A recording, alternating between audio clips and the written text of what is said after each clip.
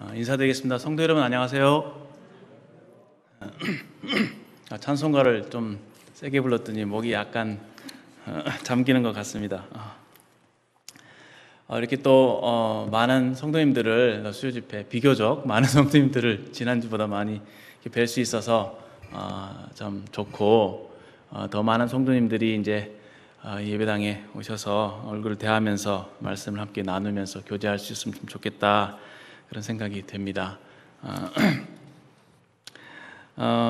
시간 관계상 이제 말씀으로 바로 들어가도록 하겠습니다. 오늘 말씀은 히브리서 4장 1절에서 13절까지의 말씀인데요. 조금 길긴 하지만 제가 빠른 속도로 읽어 드리겠습니다. 4장 1절부터 13절까지. 그러므로 우리는 두려워할지니 그의 안식에 들어갈 약속이 남아 있을지라도 너희 중에 혹 이르지 못할 자가 있을까 함이라. 그들과 같이 우리도 복음 전함을 받은 자이나 들은 바 그 말씀이 그들에게 유익하지 못한 것은 듣는 자가 믿음과 결부시키지 아니함이라. 이미 믿는 우리들은 저 안식에 들어가는도다. 그가 말씀하신 바와 같으니 내가 노하여 맹세한 바와 같이 그들이 내 안식에 들어오지 못하리라 하셨다 하였으나 세상을 창조할 때부터 그 일이 이루어졌느니라. 제7일에 관하여는 어딘가 이렇게 일렀으되 하나님은 제7일에 그의 모든 일을 쉬셨다 하셨으며 또 다시 거기에 그들이 내 안식에 들어오지 못하리라 하였으니 그러면 거기에 들어갈 자들이 남아있거니와 복음 전함을 먼저 받은 자들은 순종하지 아니함으로 말미암아 들어가지 못하였으므로 오랜 후에 다윗의 글에 다시 어느 날을 정하여 오늘이라고 미리 이같이 일렀으되 오늘 너희가 그의 음성을 듣거든 너희 마음을 완고하게 하지 말라 하였나니 만일 여호수아가 그들에게 안식을 주었더라면 그 후에 다른 날을 말씀하지 아니하셨으리라. 그런즉 안식할 때가 하나님의 백성에게 남아있도다. 이미 그의 안식에 들어간 자는 하나님이 자기 일을 쉬심과 같이 그도 자기의 일을 쉬느니라. 그러므로 우리가 저 안식에 들어가기를 힘쓸지니 이는 누구든지 저 순종하지 아니하는 본에 빠지지 않게 하려 함이라.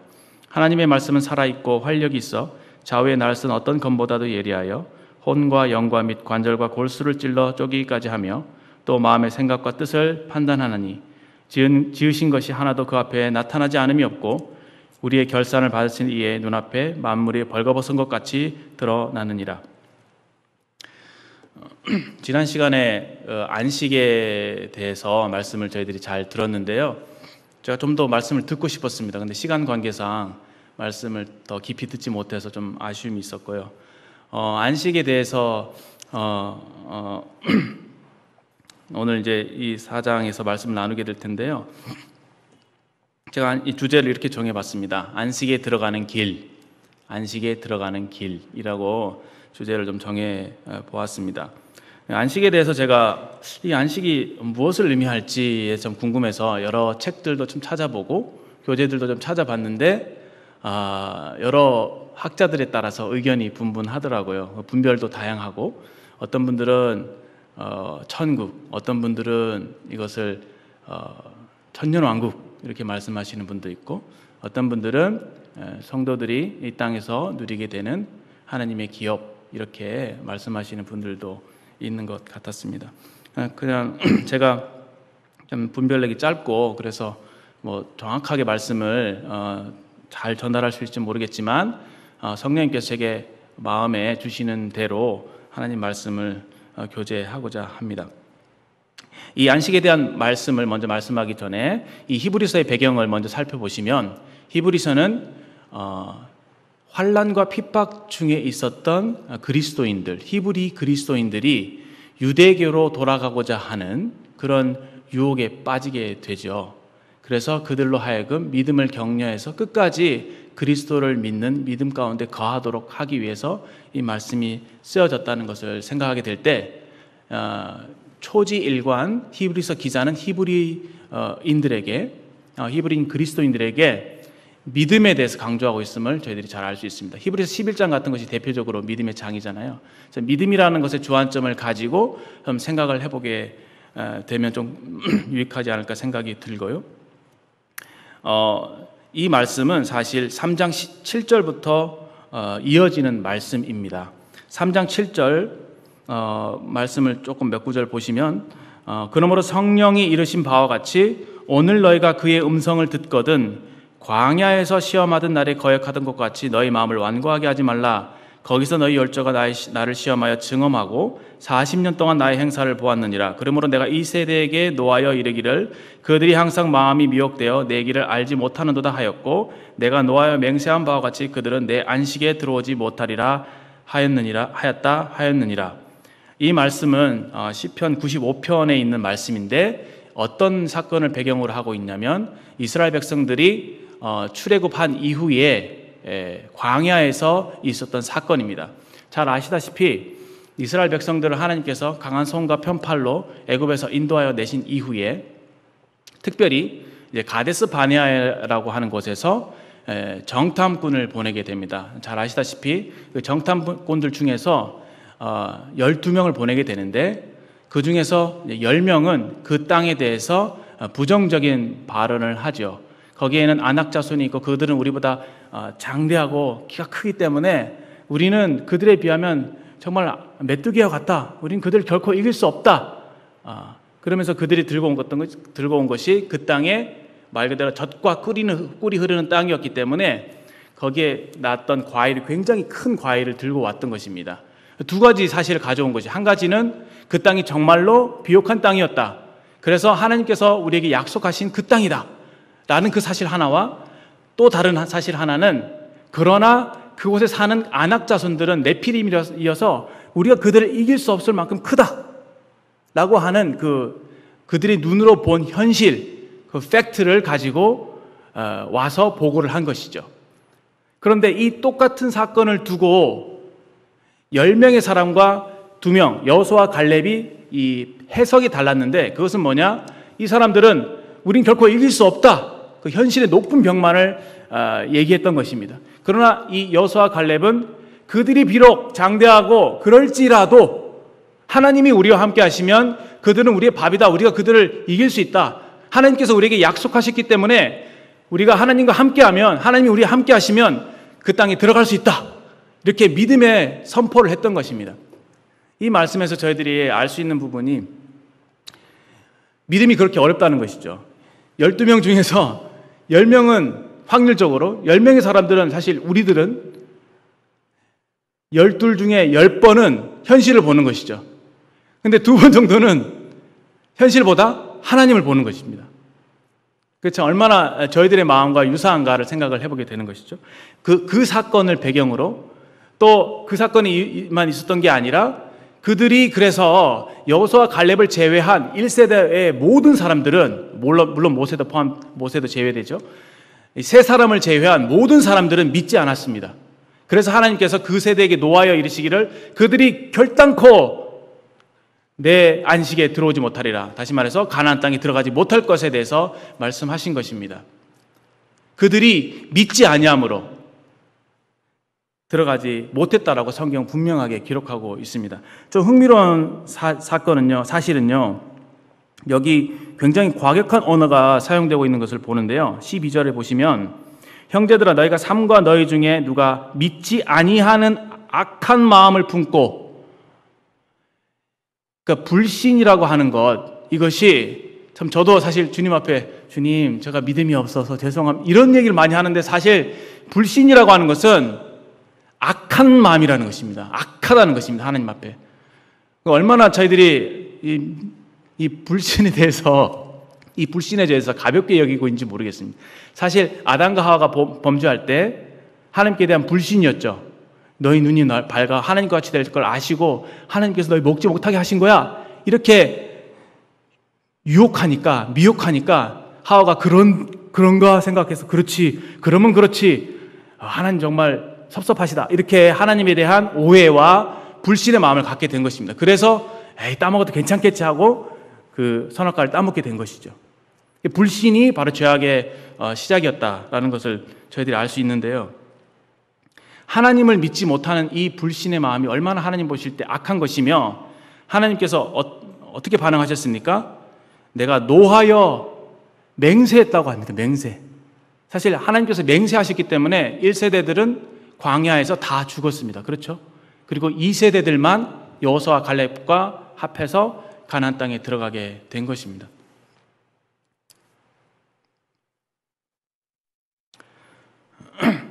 그들이 악한 마음을 품고 살아계신 하나님에게서 이제 떨어져 나갔다라고 말씀하고 있습니다. 물론 그리스도인들, 정말 진정으로 구원받은 사람들이 믿음을 저버리거나 그러지는 못합니다. 왜냐하면 하나님께서 우리의 믿음을 끝까지 지키실 것이기 때문입니다. 그런데 나중에 이제 공부하게 되겠지만 이 히브리서를 기록할 당시 히브리 소위 그리스도인이라고 하는 사람들 중에서는 소위 말하는 그 배교자들이 있었습니다.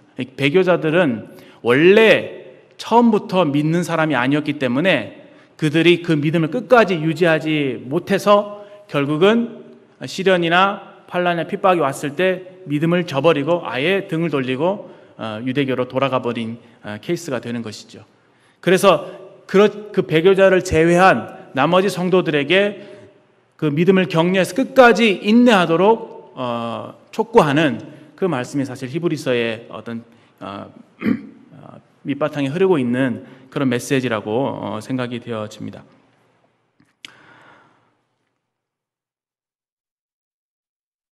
여기 참 하나님께서 노하셨다 이렇게 말씀하고 16절에 보면 듣고 경독케 하시던 자가 누구냐 이렇게 말씀하시면서 17절에 누구에게 노하셨느냐 그리고 18절에 보시면 하나님이 누구에게 맹세하사 그의 안식에 들어오지 못하게 하셨느냐 곧 순종하지 아니하던 자들에게가 아니냐. 그러니까 그들이 순종하지 않은 것이 결국은 불순종으로 이어지게 됐다라고 하는 것이죠. 그리고 그 불순종의 결과로 안식, 즉 가나안 땅에 들어가지 못했다라고 말씀하고 계십니다. 어떤 분들은 이제 이 가나안 땅에 대해서 요단강 건너가 만나리 해서 이 죽음을 통과하고 난 뒤에 천국에 들어간다는 것을 어떤 찬송가에서 그렇게 상징적으로 보고 있는데 또 많은 성경학자들은 그것보다는 이 가나안 땅이라고 하는 것은 그 그리스도 안에서 성도들이 누리는 기업이다, 성도들이 누리는 축복이다 이렇게 말씀하고 있는데 그것이 좀 합당하다라는 생각을 하게 됩니다. 그 이유는 4장에서 우리가 자세히 볼 수 있는데요. 4장 5절부터 보시면 또 거기에 그들이 내 안식에 들어오지 못하리라 했으니 그러면 거기에 들어갈 자들이 남아있거니와 복음 전함을 먼저 받은 자들은 순종하지 아니함으로 들어가지 못하였으므로 오랜 후에 다윗의 글에 다시 어느 날을 정하여 오늘날이라고 미리 같이 일렀으되 이렇게 되어 있잖아요. 그러니까 이스라엘 백성들이 가나안 땅에 들어갔습니다. 그렇죠? 그리고 가나안 땅을 차지했습니다. 그러나 그들이 진정한 의미에서 하나님이 주시는 안식을 얻었느냐라고 했을 때 그렇지 못했다는 것이죠. 여기 8절 말씀에도 보면 여호수아가 그들에게 안식을 주었더라면 그 후에 다른 날을 말씀하지 아니하였으리라. 여호수아가 그들에게 안식을 줄 수 없었다는 것입니다. 그 땅에 들어가서 비록 여리고성을 무너뜨리고 가나안 땅을 차지해서 적과 꿀이 흐르는 땅에서 살고는 있지만 여전히 이스라엘 역사를 보게 되면 하나님의 안식에 들어가지 못한 모습들이 많이 보이게 되죠. 그래서 사사시대에 접어들면서 왕을 구하게 되고 왕을 구하게 되면서 어떻게 됩니까? 열왕기 시대에 계속 타락의 길로 접어들어서 결국은 바벨론의 포로로 이끌어 가게 되는 그래서 이스라엘 역사들은 끊임없이 우상을 숭배하고 하나님께 불신하고 불순종하는 그 역사를 반복했던 것이죠. 저희들이 그것을 잘 알고 있습니다. 그래서 진정한 의미에서 하나님께서 그들에게 주시고 했던 안식은 가나안이라고 하는 그 땅의 축복이 아니었음을 알 수가 있죠. 그리고 신명기서 같은 말씀에서는 너희가 들어갔을 때에 조심해라. 너희가 마음을 다하고 성품을 다하고 여호와님을 사랑하면 이런 복들을 주실 것이고 그렇지 않고 너희가 불순종하면 이런 저주를 받을 것이야 라고 경고하시죠. 그렇다고 한다면 이 안식이라고 하는 것은 그 땅에 그런 풍부한 그런 축복이 아님을 저희들이 알 수 있습니다. 그래서 그들은 부단히 계속 역사적으로 그런 안식을 누리지 못하고 살았던 것을 보게 됩니다. 여튼 이러한 사건을 어떤 평행선으로 삼아서 지금 우리 성도들에게 주시는 말씀이죠. 성도들에게 어떤 말씀을 주시느냐? 11절에 그러므로 우리 그리스도인들은 저 안식에 들어가기를 힘쓸지니 그랬죠. 만약에 이것이 천국이라면 우리는 천국에 들어가기 힘쓸 수가 없죠. 왜? 주님이 오셔야 천국을 가는 거니까. 지난번에 우리가 성화에 대한 말씀을 들으셨잖아요. 영화는 기다리면 우리에게 오는 것이지만 성화에게서는 우리에게 힘쓰는 책임이 필요한 것입니다. 그렇죠? 그래서 이 말씀은 우리 성도들에게 오늘날 우리 현실을 사는 성도들에게 주시는 믿음의 교훈이라고 하는 것을 알게 되는 것입니다. 이 말씀을 정리해서 어떤 도표로 생각을 해보시면 그 말씀을 뒤집어서 생각하게 될 때 하나님의 음성이 들리죠. 그렇죠? 먼저 하나님의 음성을 듣거든 하나님의 말씀이 있습니다. 그리고 믿음이 있습니다. 그렇죠? 그 다음에 순종이 있습니다. 그 다음에 순종하게 되면 어떻게 됩니까? 안식에 들어가는 것이죠. 안식에 들어가기 위한 비결은 말씀을 듣고 믿고 순종하는 것. 그러면 안식에 들어간다. 이렇게 되기 때문에 이것은 오늘날 우리 현실을 사는 성도들에게 주신 교훈이구나라는 것을 분명하게 저희들이 알 수 있다고 생각을 합니다. 또 이제 그래서 오늘날이라고 하죠. 오늘날 너희가 그의 음성을 듣거든. 좀 격려를 받았던 부분이 카톡이 왔는데 성도님들은 삶에서 안식을 누리고 계십니까? 그래서 그런 카톡이 왔길래 그렇지. 내가 오늘 그런 방향으로 말씀을 좀 생각을 했는데 그렇게 하라고 또 격려를 해주시는구나 싶어서 좀 마음이 안심이 됐습니다. 12절 말씀을 보시면 갑자기 안식에 대한 얘기를 하시다가 하나님의 말씀에 대한 말씀을 12절, 13절에 하고 계시죠. 좀 어려울 수도 있습니다. 근데 잘 보시면 하나님의 말씀 살아있고 활력이 있어 좌우에 날선 어떤 것보다 예리하여 혼과 영과 관절과 골수를 찔러 쪼개기까지 하며, 여기까지 보시면 하나님 말씀이 살아있고 활력이 있으며 굉장히 예리하다는 것이죠. 그리고 혼과 영과 관절과 골수니까 관절과 골수를 한마디로 하면 우리의 육체잖아요. 골수라고 했을 때 이 골수는 우리 신체 중에서 가장 가운데 가장 깊은 곳에 있는 것이죠. 뼈 속에 있는 것이 골수니까 그 속까지도 하나님 말씀이 너무도 예리해서 꿰뚫을 수 있다라고 하는 것입니다. 물론 이게 우리의 육체도 모르겠습니다. 말씀이 육체를 꿰뚫는다는 의미는 잘 모르겠지만 아마도 혼과 관절과 골수는 우리 전 인격체를 다 말씀하고 있는 부분이 아닌가 이렇게 생각이 됐을 때 하나님의 말씀이 우리의 깊은 마음의 생각과 뜻까지를 꿰뚫는다는 거죠. 먼저 꿰뚫는 성격이 있다는 것이고 두 번째는 판단한다는 것입니다. 그리고 13절 말씀이면 지은 것이 하나도 그 앞에 나타나지 않음이 없고 우리의 결산을 받으신 이의 눈앞에 만물이 벌거벗은 같이 드러나느니라. 만물이 하나님 눈앞에 가려진 것이 없다. 다시 말해서 이 말씀은 하나님의 전지하심에 대해서 말씀하고 계시죠. 하나님이 전지하신 분이시기 때문에 모든 육체가, 모든 사람이 하나님 앞에 감춰지지 않는다. 그리고 마지막 날에 갔을 때 그분 앞에 모든 육체가 다 드러나서 다 모든 것을 아시는 하나님 앞에 심판을 받게 된다. 이런 말씀입니다. 결국 하나님의 전지하심에 대해서 말씀하고 계시는데 여기에서 하나님의 말씀을 얘기하고 있는 것이죠.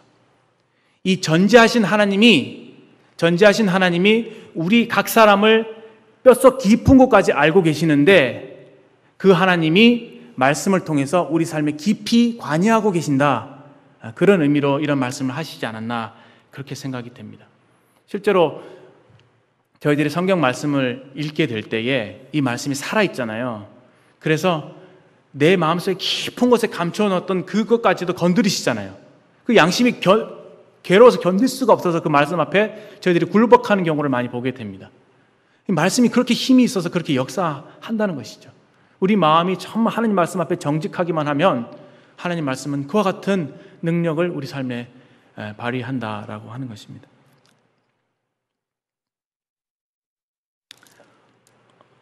시간이 얼마나 됐죠? 많이 됐나요? 30분 다 됐네요.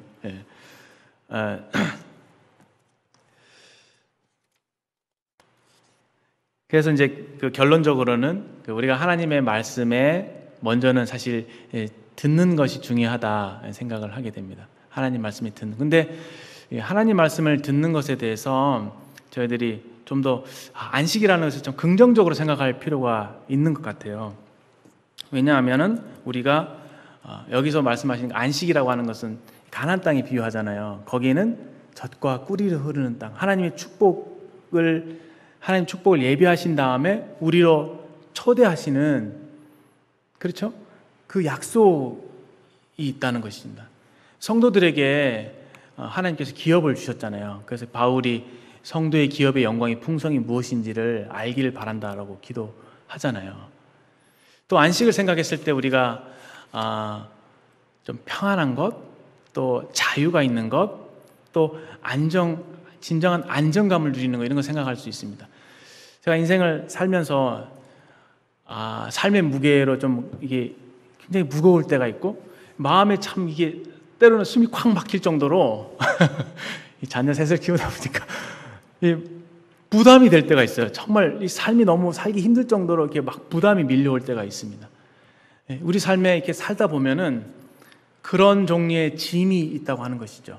그래서 마음이 쉼을 누리지 못할 때가 있는 것 같아요. 근데 찾지는 않겠습니다. 시간 관계상 어떻게 하면 우리가 안식을 누릴 수 있을까라고 했을 때 주님께서 이제 마태복음 11장에서 그런 초대를 하시죠. 수고하고 무거운 짐진 자들아 다 내게로 오라. 내가 너희를 쉬게 하리라. 나는 마음이 온유하고 겸손하니 나의 멍에를 메고 내게 배우라. 그리하면 너희 마음을 쉼을 얻으리니 이는 내 멍에는 쉽고 내 짐은 가벼움이라. 주님이 그것이 이제 물론 이제 구원에 대해서도 죄짐을 주님께 가지고 나오면 우리가 죄짐을 벗고 참 홀가분한 그런 평안한 상태를 얻게 된다, 이런 말씀도 있지만 사실 그 말씀은 좀 더 성도들에게 해당되는, 성화에 해당되는 말씀인 것이 나는 마음이 온유하고 겸손한데 나에게 배우라라고 하는 것이죠. 그리고 멍에를 메라라고 하시는 것입니다. 그 겸손과 온유라고 하는 그 비결을 배우게 되면 너희 마음이 쉼을 얻게 된다는 것입니다. 저희들이 인생을 살아가면서 사실 이 땅에서는 사실 진정한 쉼이 없죠. 그렇잖아요. 교회에 와서도 교회 일하잖아요. 계속 사역해야 되고 일해야 되고, 또 집 밖에 나가서도 일해야 되고. 근데 일이 사실 나쁜 건 아니거든요. 하나님께서 우리에게 주신 일을 통해서 우리에게 뜻하신 바들이 있는 것이죠. 문제는 우리가 인생을 살아가는데 그 인생을 어떻게 살아가느냐의 문제인 것이죠. 주님의 멍에를 메고 뭔가 평안과 자유와 안정감과 이런 속에서 주님을 누리면서 살아갈 것인가, 아니면은 주님과 거리를 둔 상태에서 내 마음에 스스로 짐을 지고 이 참 불신앙 가운데서 살아갈 것인가의 그런 차이가 분명히 제 삶에서 비춰보게 될 때 있는 것 같습니다. 성도님들 어떻습니까? 그런 것 같죠.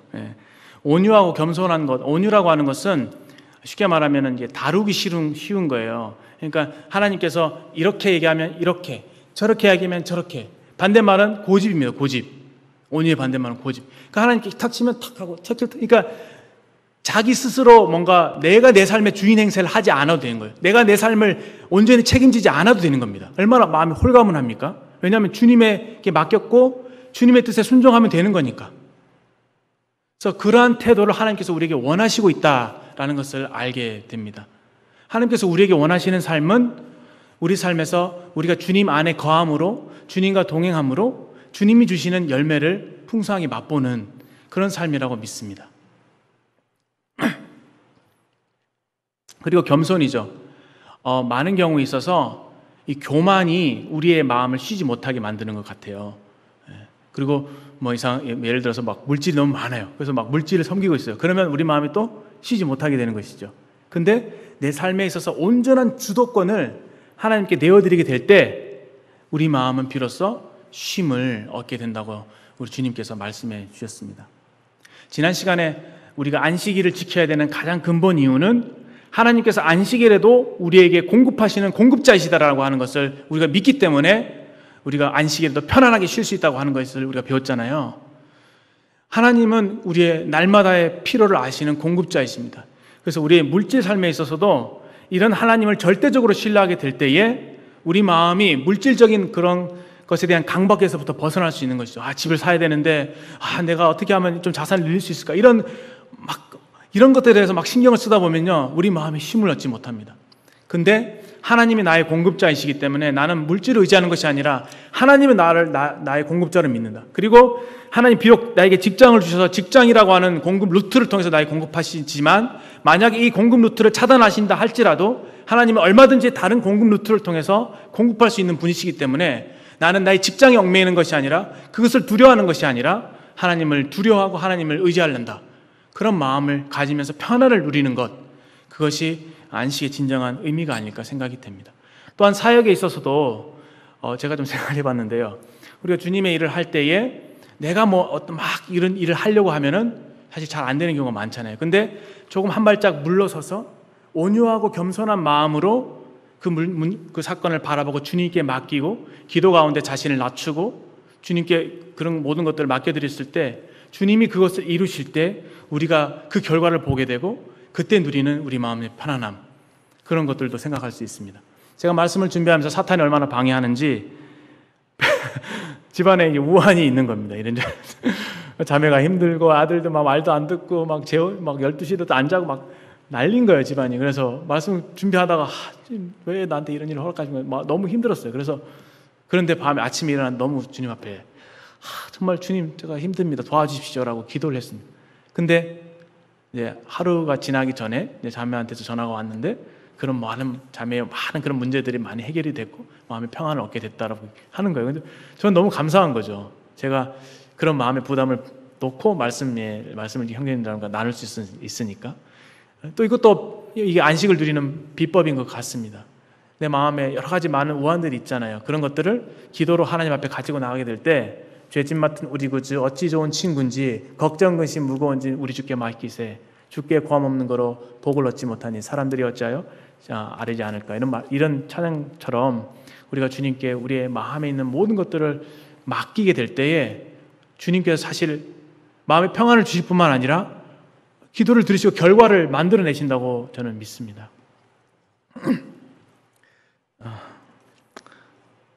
한 말씀만 보고 마치겠습니다. 시간 관계상 골로새서 말씀이 생각이 났는데요.